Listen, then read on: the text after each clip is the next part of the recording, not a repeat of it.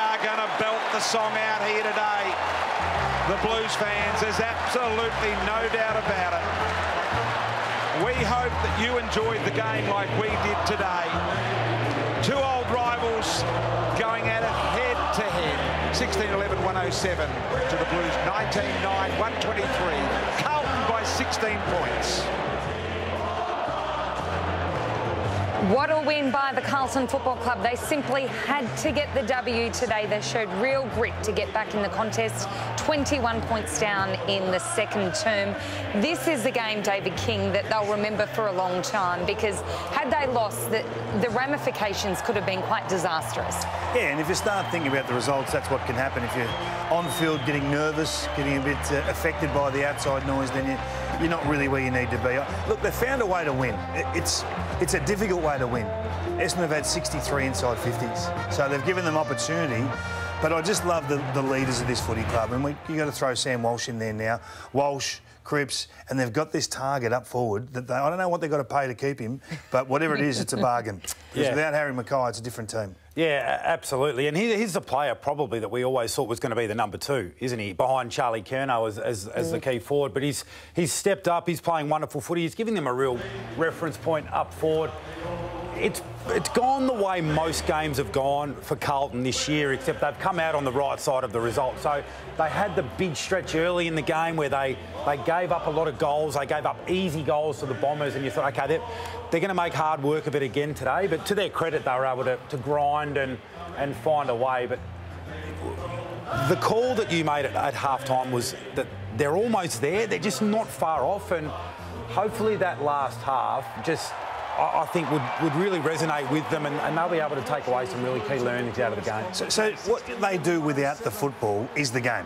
Yeah, Carlton with the ball in hand are very good. They can compete with anyone, and especially when their key playmakers are involved. Saab was fantastic, ball in hand today. Walsh is brilliant. They've got a target. They've got a strategy to score. They can score. They don't have a problem playing with the ball in hand. Without ball in hand, first half they cough up 5 goals, allowing Essendon to take it coast to coast.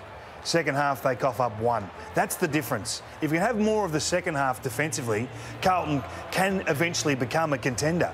But allowing so many luxuries, yes, it'll beat the teams that are rebuilding. It'll beat the teams that are trapped in no man's land. But this form, despite it being a 16-point victory today, won't stack up against the top 4 or 5 teams. It won't. So they're living a little bit of a lie. OK, credit for getting the job done today, but still, the way they are playing is not going to take you to the promised land. So you think they'll get a reality check in the next couple of weeks with the Bulldogs in Melbourne? No, well, they had to win. They've just got to still improve. It's about improving. You've just got to find a way to win week to week. But look at the profile overall.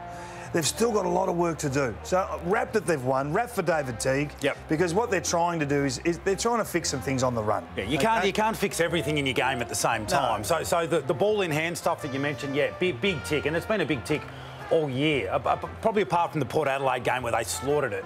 But the defensive stuff, at times it's structural breakdown, at times it's really poor decision making. You wonder whether the fact that they've had to rotate blokes a lot, like I don't think, positionally their players outside of their key defenders have been really set.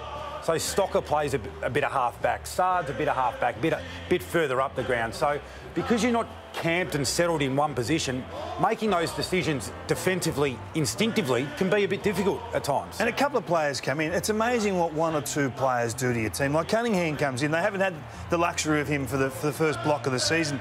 He kicks a couple of goals at important times. He has 25 disposals. And you go, well, that's what we've been lacking, just that one more capable player to go in and play a meaningful role. It doesn't always have to be Patrick Cripps and Walsh, despite the fact they were very good today.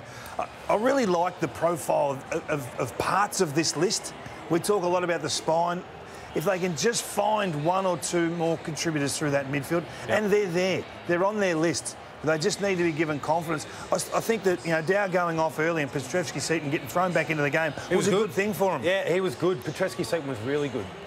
So they're there, Sarah. The foundations of a good footy team is right there. It's in front of us. And I don't know how good Sam Walsh is going to be. He could be a Brownlow medalist. Who knows?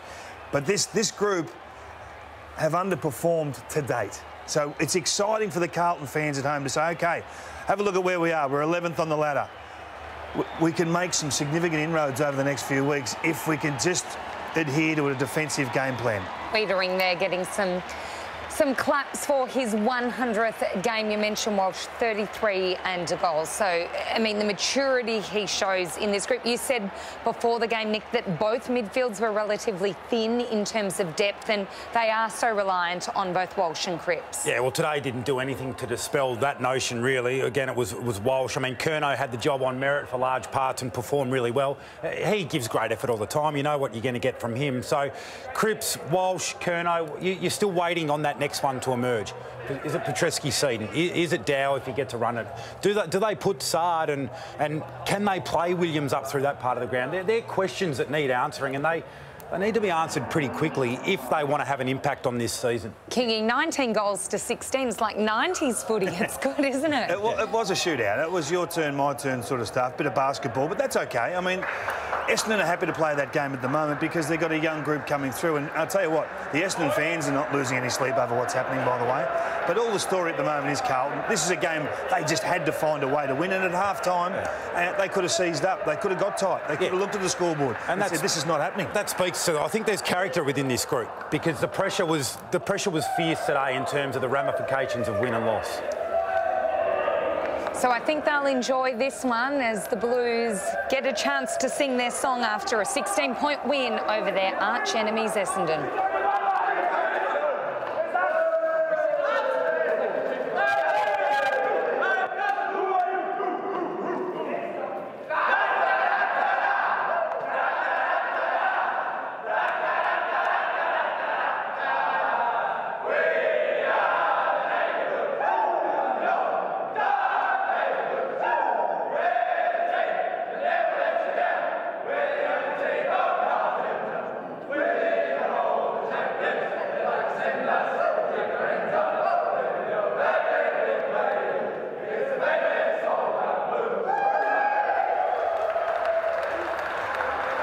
Well done to the Carlton Football Club. That was a little subdued there, Kingy. Maybe they know that they've got work to do.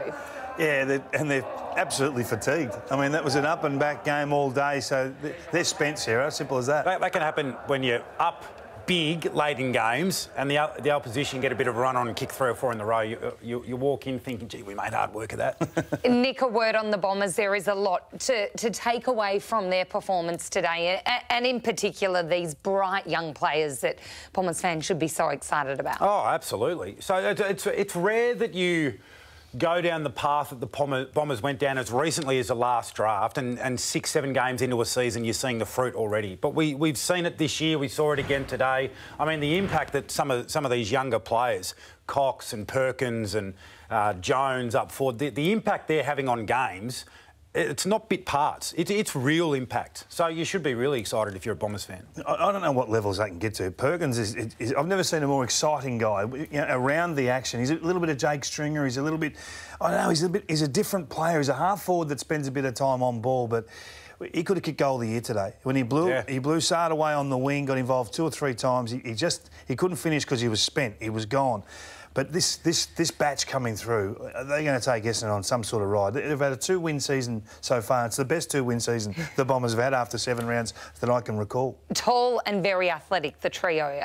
They certainly have plenty of potential as we head into the newsroom and join John Ralph. Ralphie, McGovern had a very eventful afternoon at the G. Can you fill us in? Hello, Sarah. Well, he's worked so hard to get back into form and back into fitness to get back into this Carlton side, and now it looks like he has damaged his hamstring. Now, he battled hamstring issues all the way through February, and he only played the last 3 games of the Carlton season. And look, he's played 30 of a possible 51 games for the Blues. It's been really frustrating for him and for Carlton fans. He seemed in some real pain. Now, his coach would have been really less than impressed if he'd been suspended for these jumper punches on Nick Hine. A silly show of strength, probably proved to be irrelevant anyway. He threw in a burst of them. The pair had clashed only moments early. But as you can see, probably at least the first couple, well, they get Hine. So the issue for Michael Christian is whether they're in severe enough force. All they need to be is low impact and intentional, and he would have missed games there.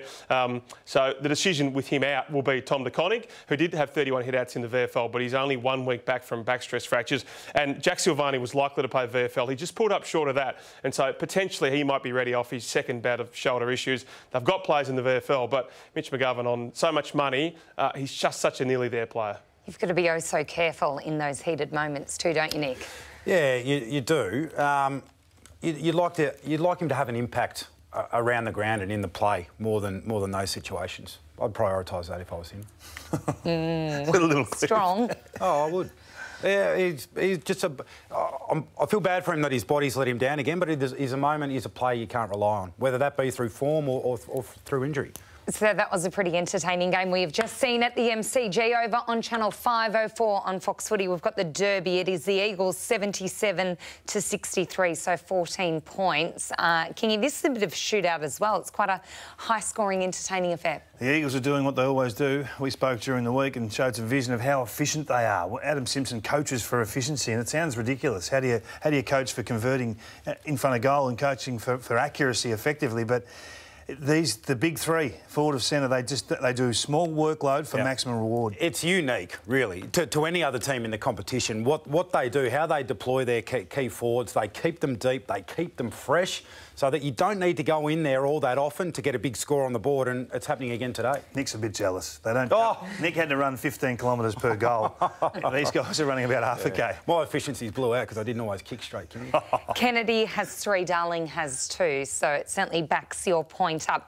Well done, guys, today. Don't forget, over on Channel 504 at the moment, it is the Derby, so switch over, then bounce, and then the boys on First Crack will run their eye over everything that has happened across a big weekend of footy.